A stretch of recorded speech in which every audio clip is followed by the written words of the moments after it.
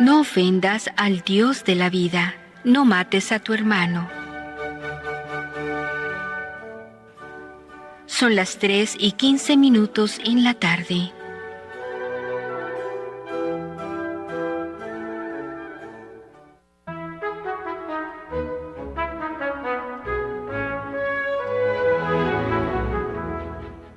En el satélite somos Gracia y Presencia. Radio María.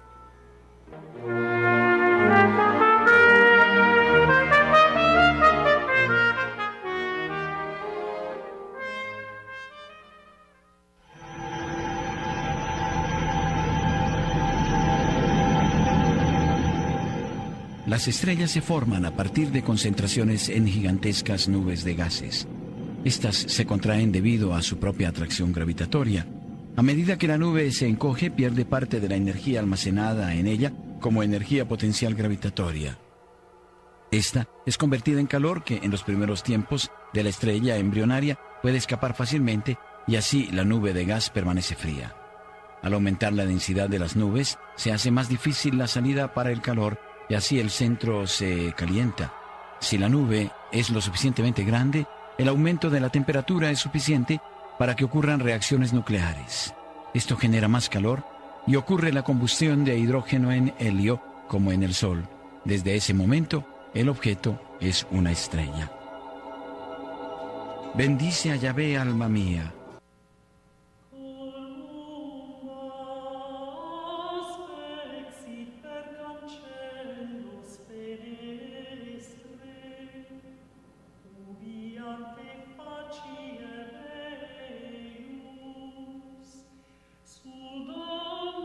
¿Cómo están? De verdad muy contenta de estar compartiendo con ustedes nuevamente. Muchísimas gracias a Radio María por esta invitación a seguir participando de la medicina de Santa Hildegarda, esta maravillosa medicina que definitivamente tiene mucho que aportar. Para los que no me conocen, mi nombre es Katiuska Villasmil, yo soy médico especialista en anestesiología y también médico que se dedica a la medicina de Santa Hildegarda. Ayudamos a las personas a recuperar la salud, tanto desde la parte física, emocional y espiritual. Y en esta oportunidad nosotros vamos a hablar de un tema que es de bastante interés, como lo es la obesidad, específicamente la obesidad mórbida. Y antes de continuar, yo quiero invocar a la Santísima Virgen para que sea ella la que tome las riendas de esta conferencia y que podamos brindar las mejores herramientas con la ayuda de ella y el Espíritu Santo y que sean bastante de provecho para nuestros oyentes. Quiero enviar también un caluroso saludo a nuestra audiencia de Radio María. Y el tema de hoy es la obesidad mórbida según Santa Hildegarda de Bingen. Primero voy a empezar por definir qué es la obesidad mórbida. La obesidad mórbida es un tipo de obesidad severa que pone en riesgo la vida y la salud y se determina porque nosotros calculamos el índice de masa corporal. El índice de masa corporal es una herramienta sencilla, una herramienta relativamente fácil de aplicar y que nos permite determinar si una persona está bien en cuanto a su peso y su estatura. El índice de masa corporal para una persona con obesidad mórbida se diagnostica porque es mayor o igual a 40 y puede ser menor de 40 cuando la persona presenta, además de la obesidad, otras enfermedades asociadas a la obesidad, que ya lo comentaremos más adelante. Entonces, ¿qué es el índice de masa corporal? El índice de masa corporal es una herramienta de la cual nosotros nos valemos para poder sacar esa relación y cómo debería estar el peso de la persona en cuanto a la estatura. ¿Cómo se calcula ese índice de masa corporal? Lo calculamos en el peso dividido por la talla multiplicado por 2. Es decir, nosotros vamos a multiplicar 2 veces nuestra estatura.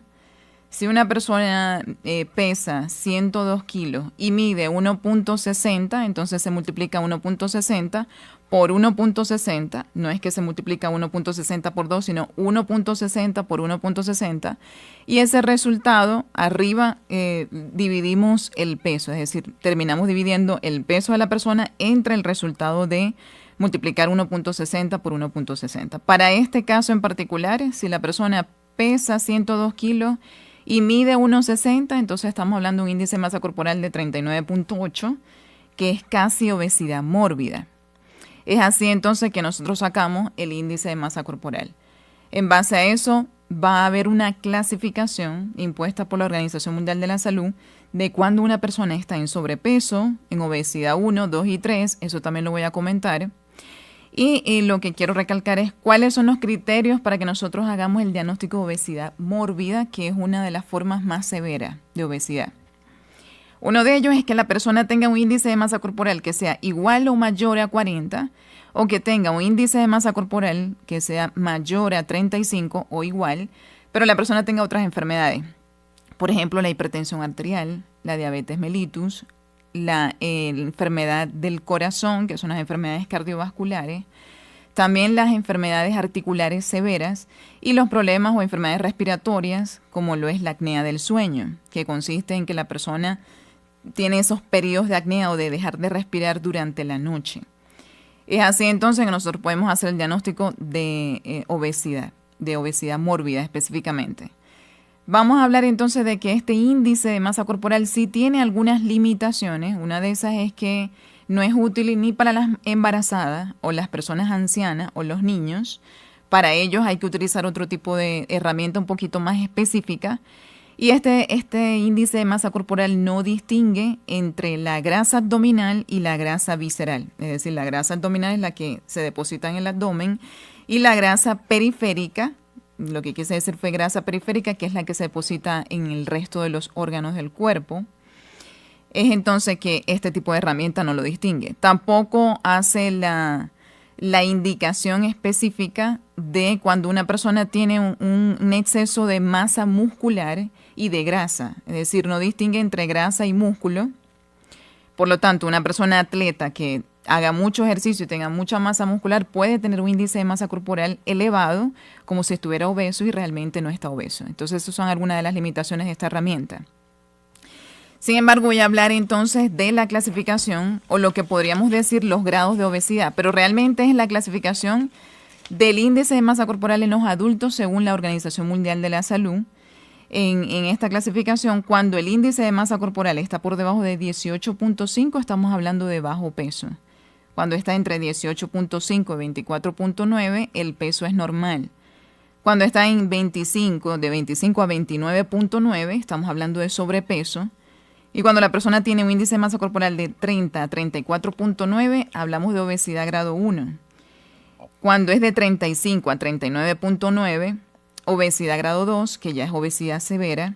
Y cuando es de 40 a más, estamos hablando de obesidad grado 3, que es la obesidad mórbida de la que estamos hablando en esta oportunidad. Entonces, ¿cuáles son las causas de la obesidad? La obesidad es una enfermedad multifactorial, es decir, puede ser desencadenado por varias causas, varios factores que están implicados. Una de ellas es la herencia familiar. Efectivamente, nosotros podemos tener esa predisposición a la obesidad porque tengamos antecedentes familiares, como por ejemplo padres, otros familiares cercanos, hermanos con tendencia a este sobrepeso y obesidad, pero también el consumo en exceso de alimentos con mucha energía.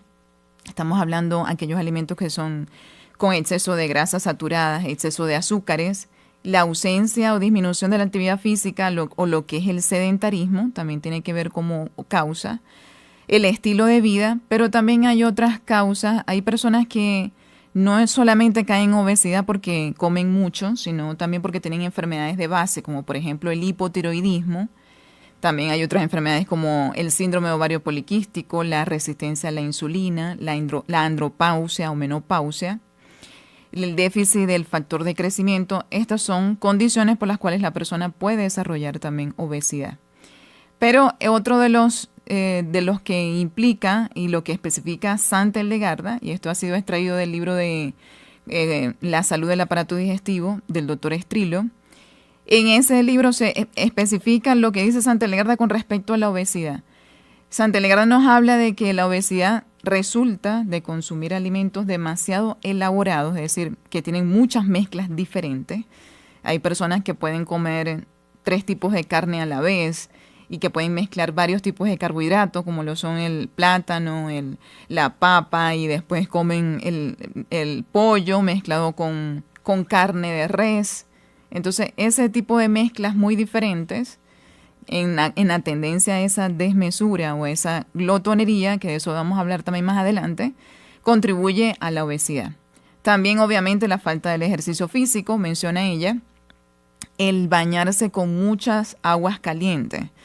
Santa Hildegarda habla de que el bañarse con agua fría permite quemar grasa, es decir, nos lleva a bajar de peso. Por eso es que hay muchos artículos que de hecho hoy en día hablan de esto, de los beneficios de los baños de agua fría y de lo que se incluye como la hidroterapia por esa parte. También están implicados los vicios espirituales. ¿Cuáles vicios espirituales? La gula o la glotonería, la desmesura, la desesperación y la tristeza son algunos de los vicios que están implicados en obesidad. Y yo voy a hacer la distinción entre lo que es gula y lo que es glotonería. La glotonería es un tipo de gula. Realmente la gula es el vicio más grande que incluye esa ingesta compulsiva tanto en la comida como en los líquidos, en la bebida. La otra diferencia es que la glotonería, que es un tipo de gula, se refiere específicamente al exceso, al comer compulsivamente, de forma desordenada, la comida. A eso es lo que se refiere con glotonería. Entonces, que Santa Hildegarda nos menciona esto como las causas responsables de la obesidad. La obesidad es una enfermedad que puede generar varias enfermedades a su vez. Hay muchísimas enfermedades que pueden desencadenar la obesidad, entre ellas la hipertensión arterial, la diabetes mellitus, el síndrome de ovario poliquístico, puede llevar a la persona, a la mujer específicamente, a la infertilidad, lleva a la persona al autoaislamiento, a la ansiedad, a la depresión, enfermedades como la gota. La persona obesa empieza a tener un estado de proinflamación. Ya se conoce que el tejido adiposo, lo que es la grasa, no solamente es grasa, sino que es todo un órgano endocrino que es capaz de liberar unas sustancias que son citocinas o sustancias proinflamatorias, es decir, que desencadenan en la persona un estado de inflamación generalizada. Ese estado de inflamación generalizada puede llevar a afectar diferentes órganos, uno de ellos es el corazón. Por lo tanto, una persona con obesidad tiene mayor riesgo de desarrollar infarto al corazón, o sea, cardiopatía, debido a esto mismo. También la persona puede desarrollar cáncer. Entre el cáncer tenemos el cáncer de esófago, el cáncer de colon, cáncer de endometrio, cáncer de riñón. Puede llevar a la persona a cálculos biliares, cálculos del riñón. Y entre muchas otras condiciones que están inmiscuidas en esto, el síndrome de ovario poliquístico y la resistencia inclusive a la insulina, el hígado graso no alcohólico, la apnea del sueño, todas estas son enfermedades que pueden desencadenar la obesidad. Yo voy a hablar entonces de un caso práctico, voy a colocarle el nombre de Clara, con obesidad mórbida, para que vayamos entonces desengranando en este caso en particular cuáles son sus vicios espirituales, qué es lo que ocurre en ella, porque ella está en esa obesidad mórbida específicamente, y cuáles son las heridas que vienen de esos vicios, que ya lo de las heridas emocionales lo hemos comentado varias veces en otras charlas. Entonces, Clara tiene 42 años, ella pesa 132 kilos y tiene un índice de masa corporal de 47. Por lo tanto, ya sabemos que es obesidad mórbida cuando es por encima de 40 o igual a 40, estamos hablando de obesidad mórbida. Ella es católica practicante, madre soltera de 2 hijos, secretaria en un hospital, vive sola desde hace 5 años tras una separación traumática. Siempre cuando yo trabajo con los pacientes los coloco a que ellos mismos empiecen a identificar las situaciones de estrés. ¿Por qué identificar las situaciones de estrés? Porque en la situación de estrés nosotros vamos a poder concretar lo que la persona hace ante una situación de estrés. Es decir, qué pensamientos tenemos, qué emociones evocamos, cómo nos comportamos, cómo actuamos ante las situaciones de dificultad, porque de ahí es que van a salir los vicios espirituales. Y obviamente de a raíz del vicio viene la herida. Las heridas emocionales por lo general se autoindagan o se indagan, si lo hace un terapeuta, explorando lo que fue la infancia de la persona, porque básicamente son heridas que se generan en la infancia, sin embargo se pueden generar también en la vida adulta. En el caso de Clara, Clara conoció a su esposo a los 25 años, se casaron ilusionados y tuvieron 2 hijos. Durante los primeros años ella se dedicó por completo a su hogar. Renunció a su carrera para criar a sus hijos y cuidar a su esposo, esperando que su entrega fuera correspondida. Pero con el paso del tiempo, él comenzó a distanciarse. Clara notaba que él llegaba tarde, estaba irritable y cada vez más indiferente. Ella lo enfrenta varias veces, pero él siempre minimizaba la situación. Un día encontró en su celular mensajes con otra mujer. Le pidió explicaciones y él simplemente le dijo que ya no la amaba, que se sentía asfixiado y que quería rehacer su vida. Se fue de la casa sin mirar atrás. Entonces Clara empieza a subir de peso de forma significativa después de su separación. Durante ese tiempo se sintió traicionada, abandonada y sin valor.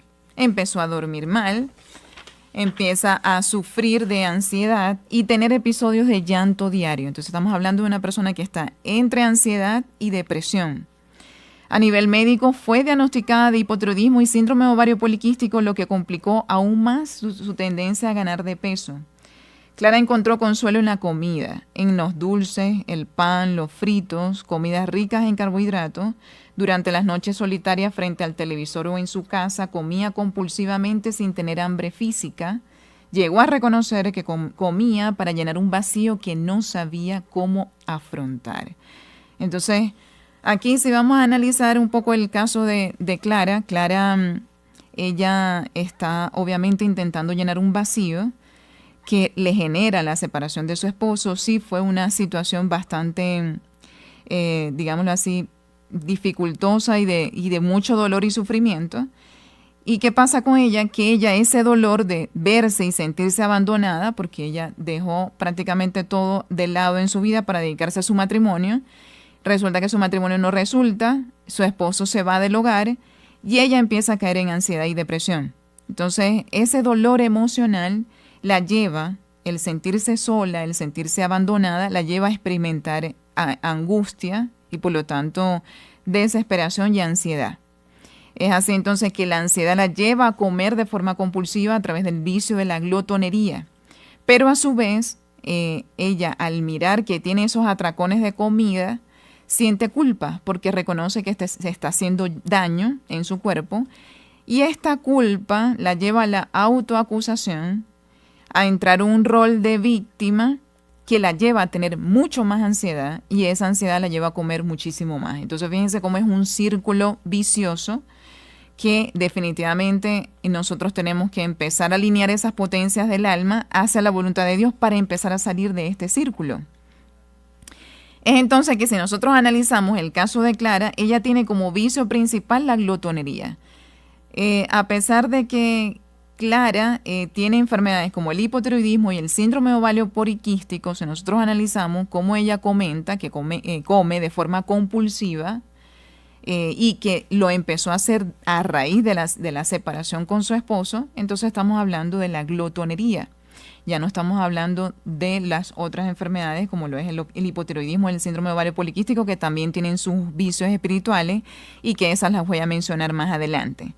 Es entonces que sabemos que ella está en el vicio de la glotonería. El vicio principal, que es la glotonería, nos dice Santa Hildegarda, la virtud contraria para erradicar este vicio es la moderación o la abstinencia. Y los vicios relacionados que vienen después del vicio de la glotonería, en el caso de Clara, es el vicio de la tristeza, porque ella está en depresión, ella llora diariamente. Y es entonces que Santa Hildegarda nos dice que la virtud contraria para erradicar este vicio es la alegría de vivir.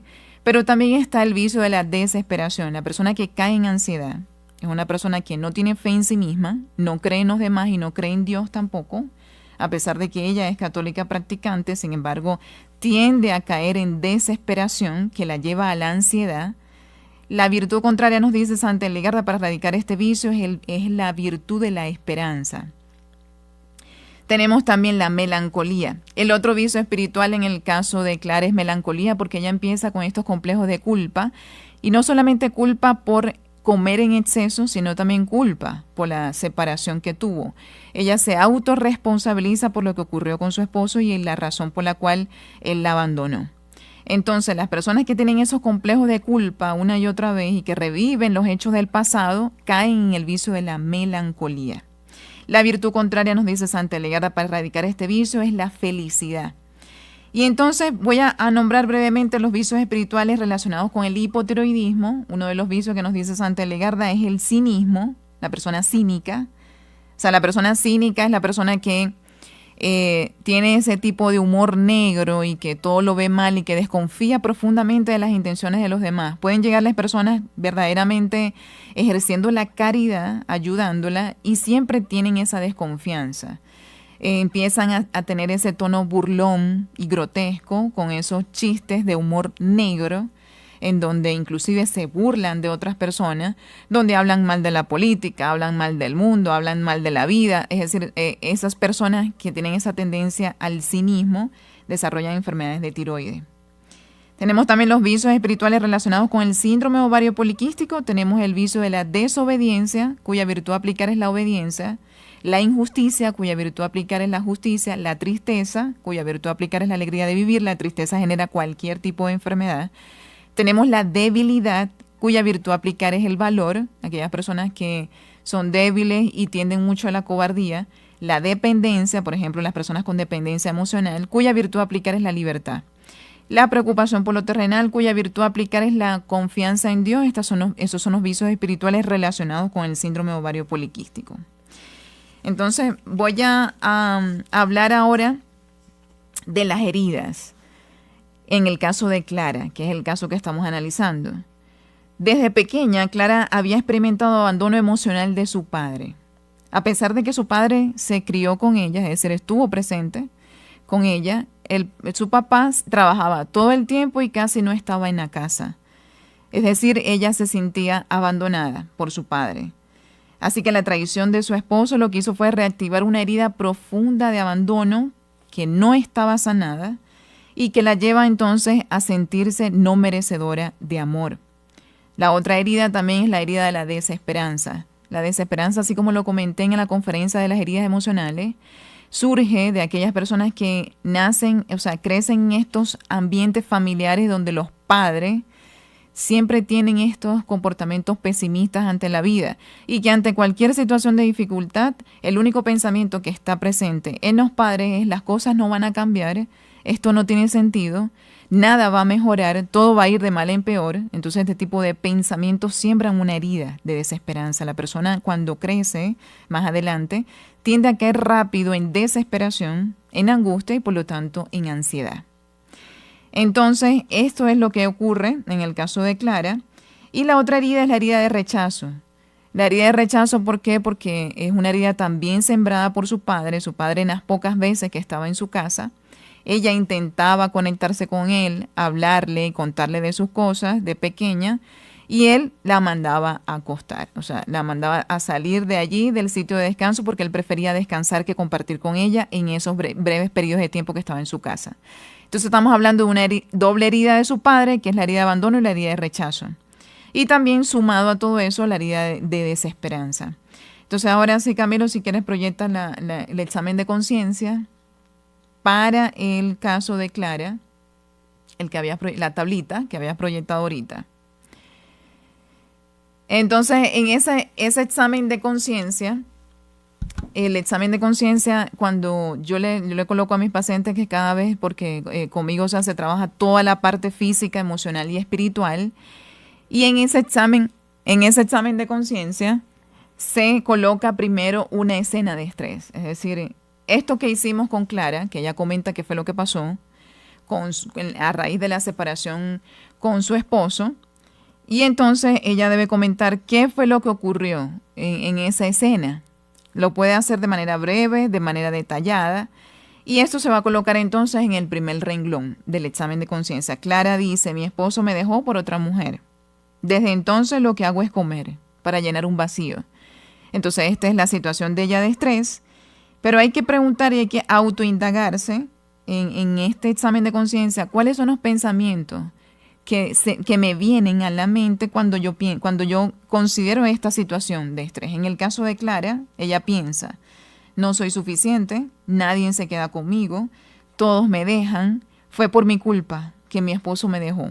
Entonces ese tipo de pensamiento es importante. Yo siempre le digo a mis pacientes, obviamente a mis seguidores también, que coloquen siempre su pensamiento con respecto a esa escena de estrés, porque de los pensamientos vienen las heridas emocionales y vienen los indicios de los vicios espirituales.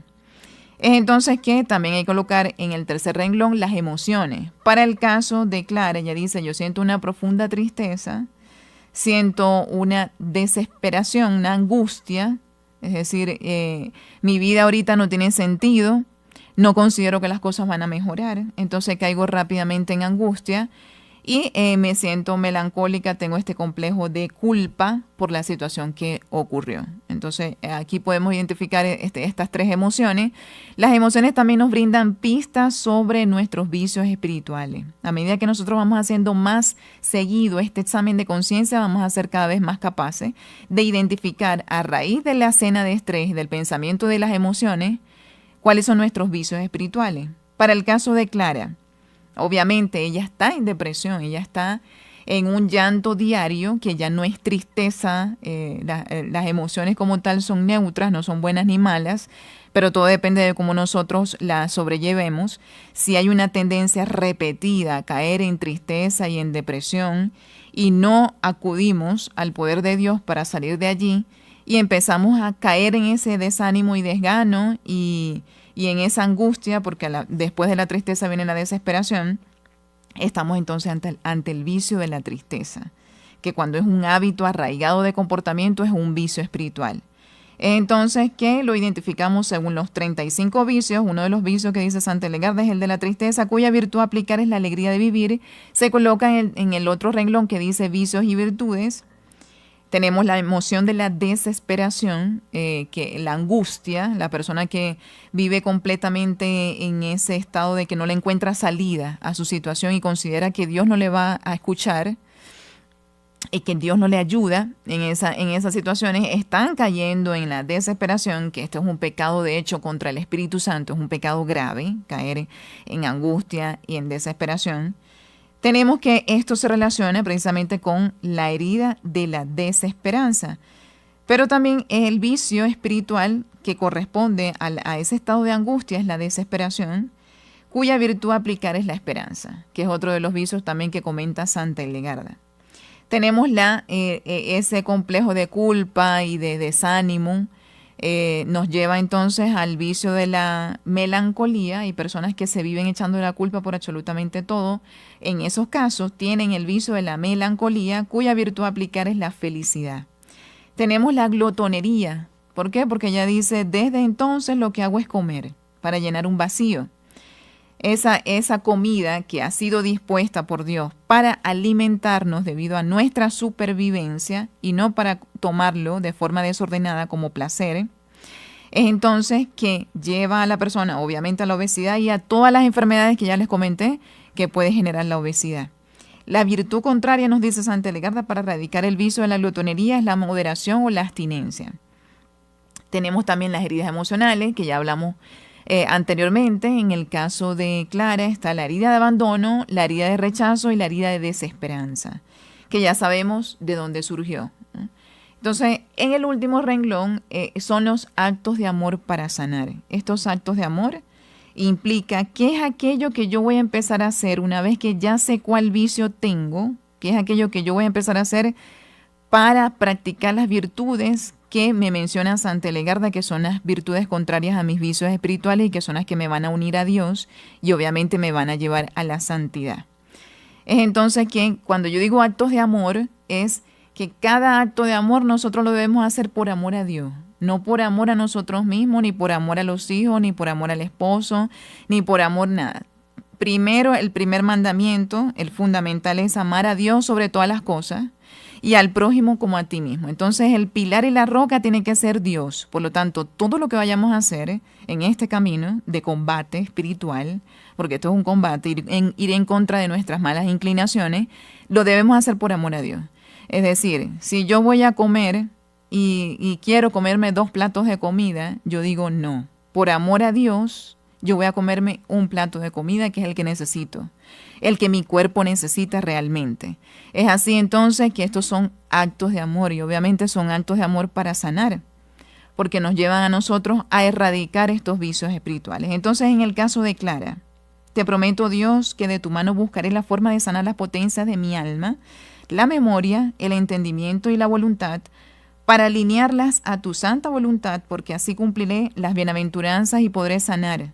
Y podrás, de hecho, sanar mis heridas desde la raíz. ¿Cuál es la propuesta que yo les hago? Ya nosotros en 2 charlas, hubo una charla donde hablé de las bienaventuranzas, que es el camino que nos propone Santa Hildegarda para sanar las heridas emocionales.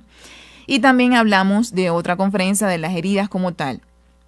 Es entonces que la propuesta es que nosotros cuando empezamos a sanar las potencias de nuestra alma, que ya eso lo comentamos y esas potencias también las menciona Santa Hildegarda, la memoria, el entendimiento y la voluntad, y que lo hagamos cumpliendo la voluntad de Dios, así es que nosotros empezamos a sanar las potencias del alma, lo hagamos a través de las bienaventuranzas, es decir, la meditación y la oración diaria en las bienaventuranzas nos van a ayudar a iluminar nuestra memoria, nuestro entendimiento y nuestra voluntad para que de esta forma Dios nos sane nuestras heridas. Ese sería el planteamiento. Entonces, ok. No, listo. Adelante. Buenas tardes, doctora. Buenas tardes, ¿cómo estás? Hola, con Patricia Luque. Mucho gusto, Patricia. Hay muchas cosas que uno escucha que pueden ajustarse a la vida de uno, ¿cierto? El problema es que uno quiera luchar contra eso y siempre que quiere, por ejemplo, para hacer esas cosas necesita concentración, necesita algo de paz y también a veces necesita un apoyo. Cuando no se dan esas cosas, no se dan las circunstancias, ¿qué hace uno? Yo trato de resolver eso de alguna manera, pero siempre que quiero buscar esas soluciones, las frases, las oraciones o hacerlas, siempre pasa alguna cosa mucho más fuerte o como si pasaran tsunamis. Y siento que la vida me la he pasado tratando de resolver eso. No logro sanar. No logro sanar porque además cada vez que viene ese tsunami me recuerda precisamente lo que pasó antes. Y eso avanza más atrás. Y quiero olvidarlo, quiero sanarlo porque soy del concepto de que uno no puede hacerlo del gato, de echarle tierra y ocultarlo porque en algún momento va a salir. Pero siempre hay un combate más duro, parece, lo digo porque lo estoy viviendo en este momento, buscando un sitio donde estar tranquila para poder hacer eso porque yo ya he vivido muchas circunstancias hasta de depresión, no solamente mía, sino más que todo causadas por otras personas. Y porque viví el entorno desde niña como de lo que era un mundo completamente distinto al que vivía mi familia. En este momento y casi todos los días lo que yo trato de hacer y de evitar es coger el peor camino. Pero bueno, sí, uno a veces... ¿Cómo hacerlo? Sí, uno a veces, más que empezar a trabajar, tal vez se empieza a poner excusa. O sea, yo lo coloco así y lo explico desde mi propia experiencia personal. Yo soy una persona que, por lo general, yo hago muchísimas cosas. Yo me la mantengo siempre muy ocupada, bastante ocupada. Hago de todo un poco. Y cuando Dios me empezó a mí a llamar, porque a mí fue Dios que me empezó a llamar a hacer estos exámenes de conciencia, yo ni siquiera sabía que santos como Santa Faustina lo hacía todos los días. Y yo decía, pero ¿en qué momento del día lo voy a hacer si yo me la mantengo súper ocupada? O sea, no tengo espacio para eso. Y cuando decía no, empecé a organizarme, decía, la única forma en que yo lo puedo hacer es a las 4 de la mañana. Yo lo hago a las 4 de la mañana todos los días. Al principio me sonaba la alarma y yo decía, pero ¿por qué me tengo que levantar a las 4 de la mañana si yo necesito descansar? Obviamente eso es la resistencia a uno a cambiar. Esas son resistencias internas que uno tiene que valerse. Yo tuve que hacer 2 novenas a 2 santos y le pedí a los santos que me ayudaran a levantarme a las 4 de la mañana para poder hacer este examen de conciencia. Y efectivamente terminé las novenas y hoy me pueden pasar muchísimas cosas en el día, muchísimas, pero yo el examen de conciencia no lo dejo hacer por nada del mundo. Para mí eso es sagrado, el examen de conciencia. El examen de conciencia me permite autoconocerme y empezar a ver cómo actúo en cada situación de dificultad. pero siempre hay un espacio que uno pueda sacar, porque si uno no saca el espacio, entonces uno no va a poder sanar. Y es lo que siempre le comento a las personas: para poder sanar hay que mover las potencias del alma hacia la voluntad de Dios. Y una de las potencias es la voluntad. Por lo tanto, voluntad para levantarse a las 4 de la mañana para hacer este cuadro, en mi caso en particular. Entonces uno tiene que valerse inclusive de la oración. Señor, ayúdame a sacar tiempo para yo poder autoconocerme, porque yo sé que esto es lo que tú quieres para mí. Tú quieres que yo me dedique a mí para que tú me puedas sanar. Entonces uno tiene que pedirle mucho a Dios en oración, valerse de los santos. Los santos nos ayudan un montón, a mí me han ayudado muchísimo. Entonces, esa sería mi recomendación. Ya no tenemos más. En este momento, okay. La verdad es que en este momento yo estoy en una crisis absoluta, en una crisis de pánico, porque hay cosas reales que son efectos reales. Por ejemplo, hoy el dueño de la casa, para sacarme, empezó a romper la ventana.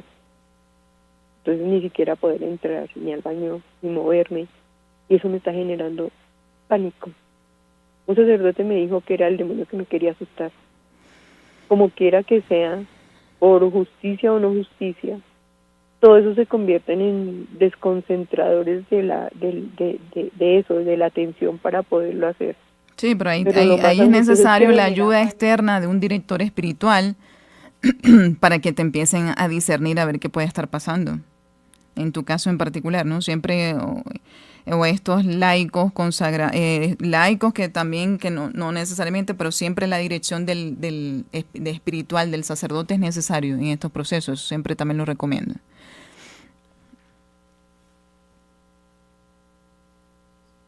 Bueno, ok.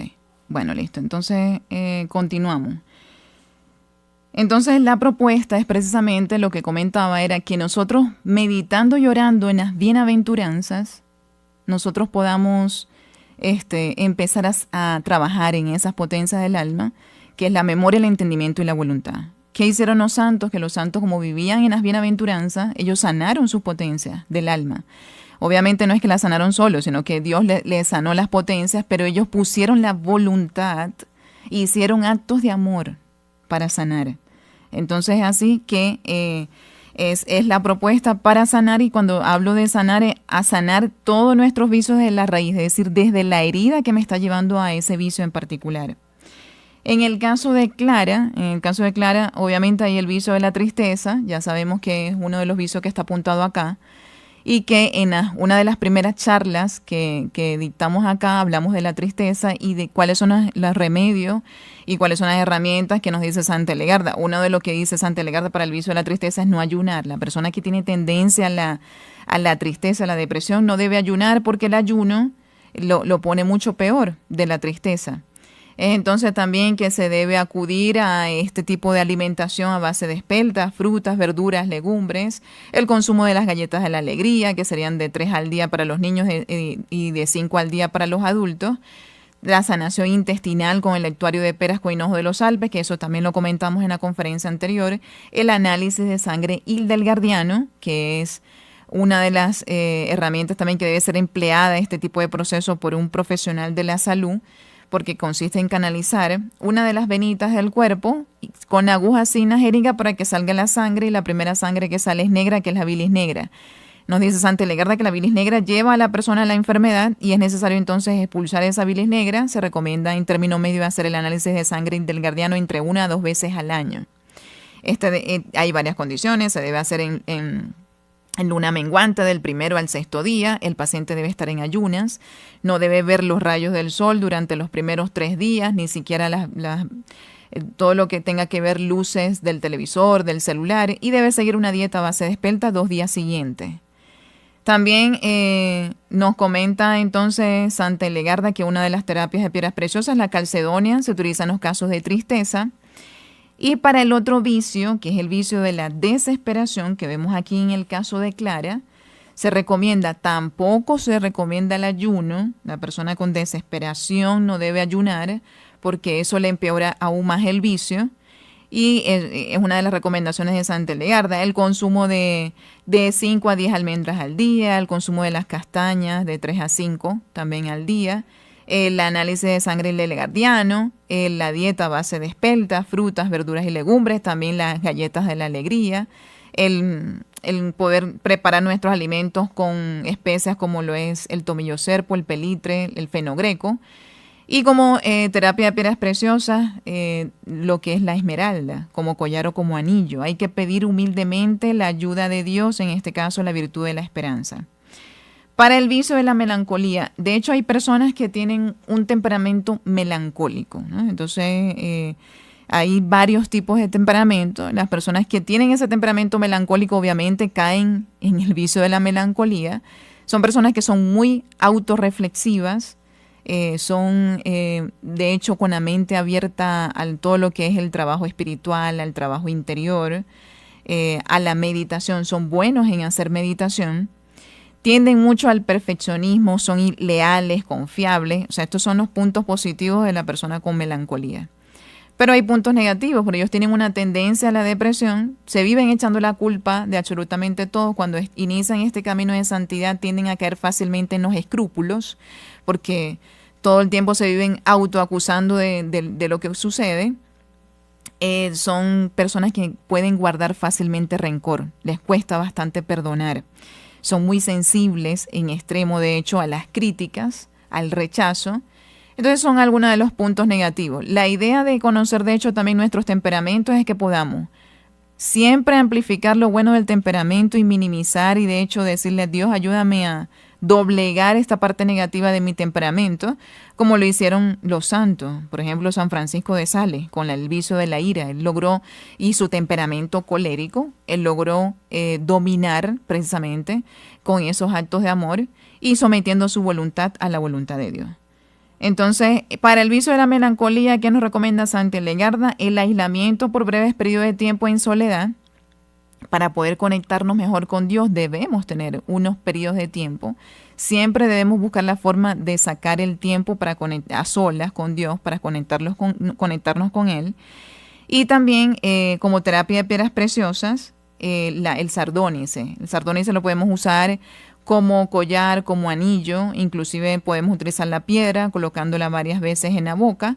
Esta piedra también nos ayuda contra este vicio.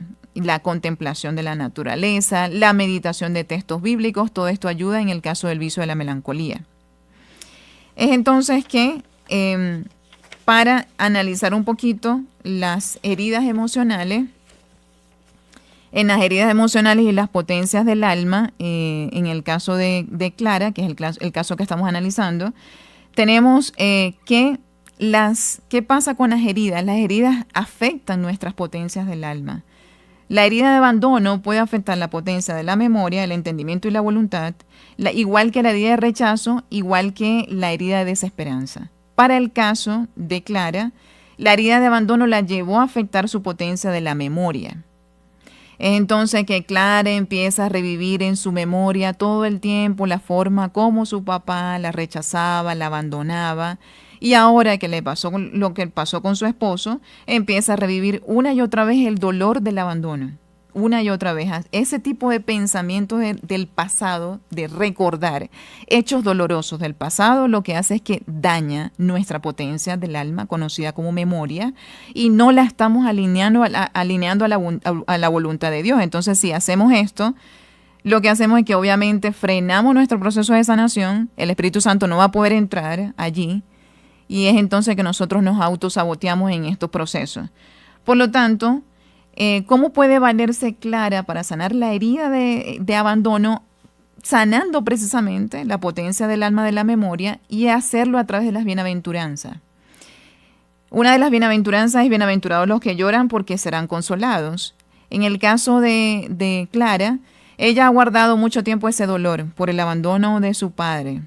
Nunca lo ha sacado, sino que lo ha reprimido. Yo lo he dicho en otras conferencias, y nosotros debemos llorar nuestras heridas, hacerle frente al dolor, pero no hacerlo solo, sino hacerlo en compañía del Espíritu Santo. O sea, que Cristo esté con nosotros y que sea Él que inicie este viaje con nosotros y que lloremos esas heridas para desahogar el dolor y para entregarle la herida a Cristo, para entregársela, para que Él nos sane, para que Él se encargue de esa herida, no para quedarnos prendidos ahí de ese tipo de recuerdo una y otra vez. Entonces, otra de las herramientas para sanar la potencia de la memoria es cada vez que Clara tenga este tipo de pensamientos, es decir, yo rechazo de forma enérgica cualquier tipo de pensamiento que se me venga de recuerdos del pasado, de abandono, de rechazo, de traición. Pero también debe rechazar cualquier tipo de pensamiento que la lleve a rememorar momentos donde ella se sintió bastante dolida y que empiece con ello a guardar rencor o resentimiento. El proceso del rencor bloquea también los procesos de sanación. Por lo tanto, yo siempre le digo a las personas que cuando inicien este proceso empiecen a indagar qué procesos de perdón no han hecho, porque si no lo hacen también hay un bloqueo en este proceso de sanación. También en el caso de Clara, para sanar la potencia del alma, de la memoria, ella debe empezar a recordar las bendiciones de Dios en su vida. En lugar de estar recordando lo que le hizo su papá o lo que le dejó de hacer y lo que le hizo su esposo, recordar cuáles son las bendiciones que Dios ha tenido en mi vida. Y las veces que he sido mal agradecida, en el caso de Clara, las veces en que ella ha sido malagradecida con las bondades recibidas por Dios. Muchas veces Dios nos ayuda y nosotros ni siquiera tomamos en cuenta eso, sino que tomamos más en cuenta lo negativo que lo positivo. Entonces, la idea para sanar la potencia de la memoria es empezar a revivir esos recuerdos y contrarrestarnos. Yo estoy pensando en lo que me hicieron y me dejaron de hacer, pues ahora me desafío a mí misma y voy a pensar en las bondades de Dios en mi vida. ¿Qué es lo que ha hecho Dios por mí? Entonces me conecto de esta manera con la gratitud. También otra de las herramientas para sanar la potencia de la memoria es lo que les había comentado cuando hablamos de las bienaventuranzas, cómo los santos vivían con toda su potencia del alma puestas en la bienaventuranza eterna, es decir, vivir para el cielo. O sea, no vivir para acá, para este plano terrenal, sino vivir para el cielo. Es decir, yo no voy a estar todo el tiempo acá. ¿Para qué me aferro a los bienes materiales o para qué me aferro a esta persona que me rechaza y que no quiere nada que ver conmigo? Si yo lo que tengo que hacer es unirme a Dios, que es mi creador, que es el único que me va a sanar y es el que me va a llevar a esa bienaventuranza eterna. De esa manera es que vivían los santos. Y entonces, ¿qué? Eso también nos ayuda a empezar a sanar la potencia de la memoria. Tenemos la herida de rechazo. La herida de rechazo afectó a Clara la potencia conocida como entendimiento. A través del entendimiento nosotros sabemos cuál es la verdad. Cuando nosotros usamos el entendimiento iluminado por la fe, la potencia del entendimiento, nosotros vamos a poder descubrir la verdad. Y esa verdad está presente en el Evangelio. Una de las herramientas que debe empezar a ser clara, en lugar de llenarse de pensamientos como todos me dejan, nadie me quiere, no soy merecedora de amor, esos son frases que lo que hacen es que dañan la potencia del entendimiento. Entonces, ¿cómo podemos empezar a sanar esa potencia del entendimiento? Rechazar de forma enérgica cualquier tipo de pensamiento de este tipo, de decir, o me veo diciendo a mí misma, nadie me quiere, yo me la mantengo aquí sola, soy rechazada constantemente por los demás, empezar a cambiar y a desafiarse, porque ese es el combate espiritual, desafiarnos a nosotros mismos con toda la acción contraria, porque eso es lo que nos dice Santa Hildegarda.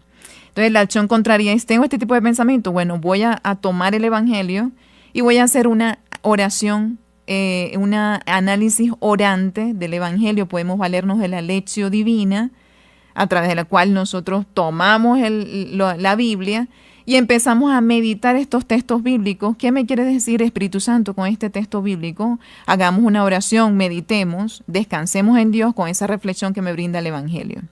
Obviamente también la oración diaria en todas las bienaventuranzas, como las bienaventuranzas forman parte del Evangelio y revelan la verdad, es así que entonces nuestra potencia del alma, conocida como entendimiento, va a empezar a sanar. También se recomienda a las personas que este proceso de sanación no lo hagan solos, sino que lo hagan en compañía de un director espiritual o de un laico, un terapeuta católico, que les sea de guía para estos procesos, porque a veces nosotros mismos no somos capaces de identificar muchos de nuestros errores y nuestros fallos, y es entonces que necesitamos la guía de otra persona. También empezar a pedir, como en estas oraciones, el poder identificar. Nosotros podemos pedirle eso a Dios. Aumenta mi nivel de conciencia y permíteme identificar cuando estoy teniendo un pensamiento que me está llevando a guardar rencor, resentimiento, porque nuestro corazón debe ser protegido de estos rencores y resentimientos que son grandes bloqueos para la sanación. Tenemos la otra herida, que es la herida de desesperanza. La herida de desesperanza, en el caso de Clara, afectó la potencia de su alma, que es la potencia de la voluntad. Es entonces que ella ha decidido darlo todo por perdido, se encierra en su casa, no sale, no busca ayuda, se la mantiene llorando, en angustia, entre ansiedad y depresión. Eso es un reflejo de cómo la herida, en este caso la potencia del alma, específicamente de la voluntad, está herida, está dañada a raíz del daño emocional recibido. Es allí entonces que nosotros, para poder sanar, y específicamente también en el caso de Clara, la potencia de la voluntad es primero aferrarse a una de las bienaventuranzas clave, que es la de los pobres de espíritu. O sea, bienaventurados los pobres de espíritu, porque de ellos es el reino de los cielos. Y es empezar a decir, ok, Dios, yo volteo mi mirada a ti. Dejo de asumir este rol de víctima que solamente me bloquea, porque ese rol de víctima es autoidolatría, es decir, solamente pienso en mí, no pienso en nada más. Yo voy a decidir salir de este rol de víctima y voy a poner mi mirada en ti, sabiendo que yo sola no puedo hacer absolutamente nada, pero contigo lo puedo todo. Esa es la pobreza de espíritu y esa es la bienaventuranza de los pobres de espíritu. Entonces, que de esta manera vamos a empezar este proceso de sanación de la potencia de la voluntad.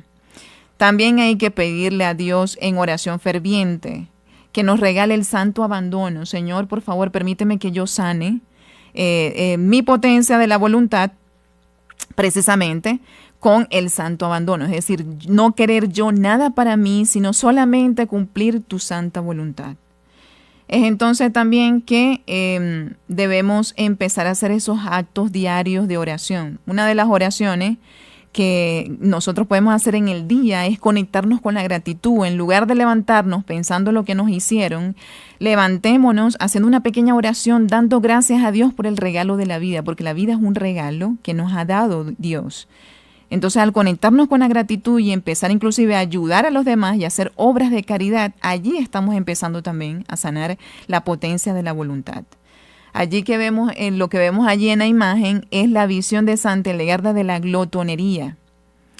Santa Hildegarda, vamos a ver si me alcanza un poco el tiempo de decir lo que ella dice en el libro de los méritos de la vida de Santa Hildegarda de Bingen, en donde ella dice: tuve una visión en la que vi una serpiente recostada boca arriba en la oscuridad.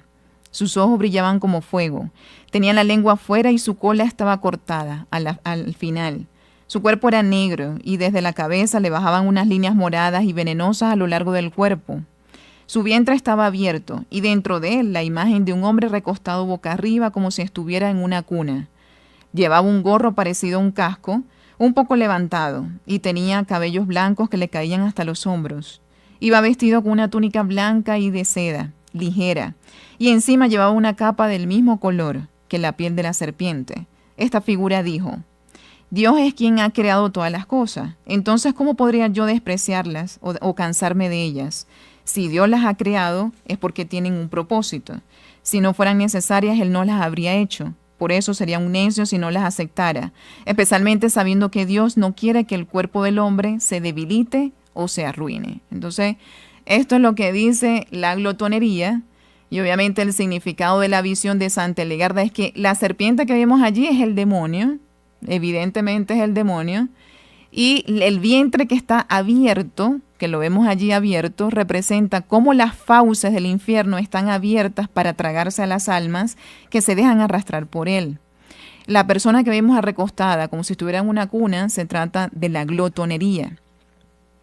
Y esta persona que se ve como en un estado de comodidad, un estado de olvido de Dios, son aquellas personas que, dejándose llevar por la tentación demoníaca de la glotonería, es así entonces que empiezan a olvidarse de Dios y empiezan a perder el deseo del cielo.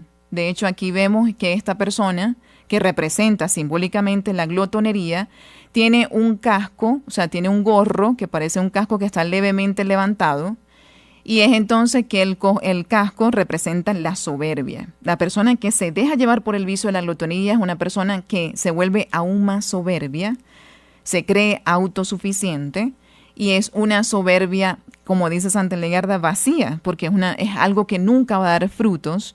Santa Hildegarda nos dice que uno de los primeros vicios de los cuales se vale el demonio es la glotonería, porque fue el primer vicio que incitó a Adán y Eva cuando cometieron este pecado, el pecado original. Precisamente a través de la manzana, ellos fueron tentados por la serpiente. Es así entonces que una de las estrategias del enemigo es llevar al alma a caer en el vicio de la glotonería, porque después que la persona cae en el vicio de la glotonería es mucho más fácil que caigan los demás vicios, que obviamente son estrategias del demonio. También vemos que la persona tiene cabellos largos, blancos, que le llegan hasta los hombros y que representa precisamente este tipo de simbolismo, la soberbia y la autosuficiencia, es decir, se cree todopoderoso, la persona entra en este tipo de vanagloria, llevado por el vicio de la glotonería, y de hecho empieza a rechazar a los demás, a despreciar al resto y a ser incapaz de ponerse por debajo de nadie. Bueno, y tenemos también la ropa de seda que vemos blanca allí, representa lo que es el afán de estas personas a las comidas exquisitas, a los lujos refinados y que obviamente alimentan aún más esa soberbia. Bueno, entonces como ya nos queda poquito tiempo, ya en la siguiente conferencia vamos a continuar hablando sobre este vicio y la interpretación de esta visión que nos comenta Santa Hildegarda. De verdad, muchísimas gracias a toda nuestra querida audiencia. Cualquier duda e inquietud lo pueden dejar en los comentarios de esta conferencia. Yo estoy pendiente de responder las inquietudes y lo puedo hacer a través de allí. De verdad, muchísimas gracias a todos. Que Dios les bendiga. Y que, bueno, nos aferremos allí al Espíritu Santo en esta inicio de novena del Espíritu Santo para que nos ayude entonces a sanar. Muchísimas gracias a todos. Hasta pronto.